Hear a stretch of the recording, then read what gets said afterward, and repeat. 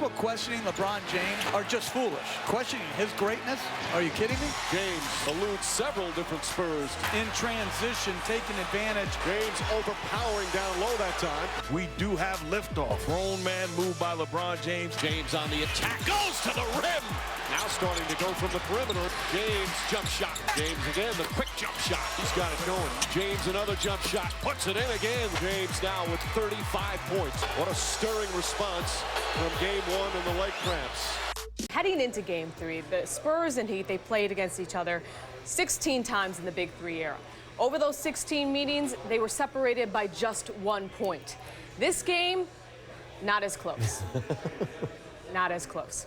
The Spurs looking to snap the Heat's 11-game home playoff win streak. And, well, they came out firing after LeBron's dominant second-half performance. And we'll get to the highlights as Boris Diaw, he was making his first start this postseason, but this game was all about Kawhi Leonard and his big start. What did you see in the first half as we see the highlight now? That's what you call stretching in the business. You like that? Cassie, you're right. Kawhi had come in after games 1 and 2, 6 of 14 combined, only 4 total boards, 3 assists. He had played 56 minutes total despite that foul trouble. You wanted to see a different Kawhi, and we got it. He was aggressive from the tip. Yeah, after combining for just 3 points in the first 2 games, Kawhi had a career high for any quarter with 16 in the first, and he was just so aggressive out there. He actually controlled their offense. Tony Parker's the guy you always think to as the most important offensive player, but it was Kawhi easily in that first. But LeBron got it going a little bit too. Yeah, he also had a strong first. It was actually looked like a Kawhi versus LeBron James battle going on for a little while. LeBron had 14 in the first quarter. The rest of the Heat, they combined for just 11. But the Spurs offense just put on a clinic. Ball movement pretty, shooting efficient.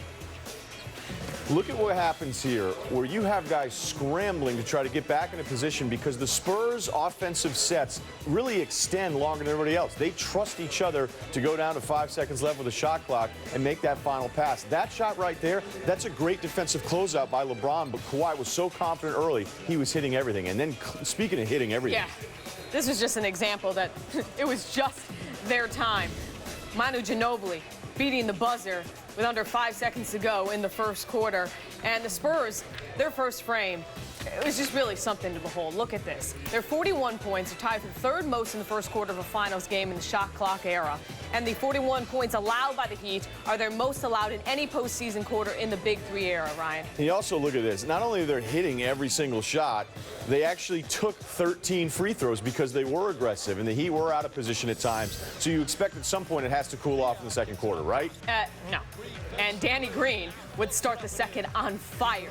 And what I love about that play from Green is he's a shooter, so now you're closing out. You're kind of out of your defensive principles. You're trying to kind of compensate for everything that's happened in the first quarter. Green knows it, up fakes, takes you to the rim, some transition buckets as well. And now he's contested there. That's a good closeout by LeBron, but he's just hitting right in their face. 19 of 21 to start this game. That is insane. Look at, and this shot, that is hard shot by Kawhi Leonard. Of those 19 first shots they made, and everybody was ripping the Heat's defense tonight, I went back and looked at it after the game. 9 of the 19 were really well contested. This one, however, was not. Mario Chalmers not getting it done on offense or defense on that play. And that was Tony Parker's first bucket of the game. We're talking about the Spurs' leading scorer, not really contributing that much, and they're blowing out the Heat in the first half. Here, Parker driving by 4 defenders, and then with under a minute left in the second, throws a cross-court pass to Boris Diaw for 3. And that play shows you how tough the responsibility is for Bosh. He's the back line of defense on the drive. Perimeter defense is collapsed, but he still has to close out to Diaw. And Diaw, who hasn't been real comfortable from 3, no hesitation on that one. And the Spurs had one of the best halves in a finals game that we've seen in the shot clock era. Their field goal percentage was the best in that span, and their 71 points are the second most by a road team in that span. The 21-point halftime lead is also the largest by a road team in the finals since 1996. And in the Popovich era, the Spurs are 46-0 in the postseason when they are up by more than 20 points at half heading into the night. Eric Spoelstra, though, telling his team at half not to panic, but just attack the deficit little by little. You don't have to make a 20-point play. By that 6-minute timeout, all we have to do is shave it a half of what it is right now. A half. We've done that hundreds of times during the season. Just get it to that. Takes 8 or 9 efforts on one possession, so be it. That's what we're built for. Take the challenge. Is it easy? No. We're in the finals. Well, Ryan, the Heat, they started to chip away at that lead led by D. Wade. It was a great speech by Spoelstra. You're absolutely right. This is a Heat team with a lot of pride, a lot of accomplishments. You'd expect him to come back. Bosch from the outside, he wasn't a big factor really at all offensively, but you started to see them go into the post. You knew the crowd was going to get into this. This comeback at some point was inevitable. Yeah, and the Spurs, they just weren't hitting on offense like they were in the first half. They missed 13 field goals attempts in the third. They had 8 in the first half. And the good thing here is, even though these are some short misses, and this is a 3 here by Leonard that kind of goes in and out, well, really off the front of the rim, they were allowing them just one shot. You got to rebound. You can't give up offensive boards. You're trying to cut this kind of deficit. And the Heat were doing all this with LeBron James on the bench, cutting the Spurs lead down 11 at this point. Wade getting the floater to go, and then Norris Cole tiptoes the baseline, hits the reverse. But you were noticing about the efforts in this quarter. Yeah, that one cut it to 7, and you're thinking, here we go. Is this going to be a historic comeback? And really a lot of it is about effort. Look at Chris Anderson on this play. Fighting for it in traffic. You know you just want it more because at one point you've been down 25, but at 7 points, this really was kind of the most important shot in the second half for the Spurs. Yeah, huge basket by Marco Bellinelli to put the Spurs back up double digits. But after being down by as much as 25, the Heat making a run, led by a bit of old school flash from D. Wade in the third quarter. Wade scored 11 points to lead all scorers in the third, his highest scoring quarter of the series. He had combined to score just 11 points in the third quarter over the first 2 games of the series. But could the Heat keep it up in the fourth quarter? Well, Leonard sure kept it up, driving baseline, finishing with a one-handed dunk. Yeah, Ray Allen cheating a little bit off of him. You can't do it. Leonard goes baseline. You know they're going to find another pass, and Leonard just never got tired whatsoever. And really the greatest game you could argue he's had in his NBA career. Yeah, well, he's only 23 and under 6 minutes to play.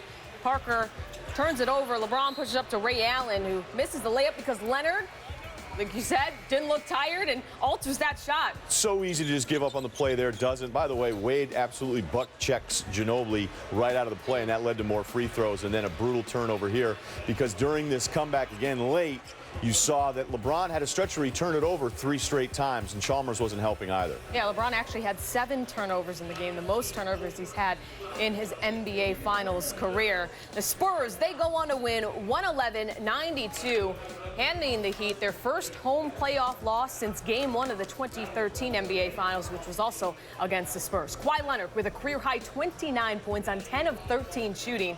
Danny Green, he had 15 points on 7 of 8 shooting. He's 14 of 17 from the field since the fourth quarter of Game 1. The Spurs' ridiculous shooting, especially in the first half, undoubtedly the story in this game. But don't tell Tim Duncan that.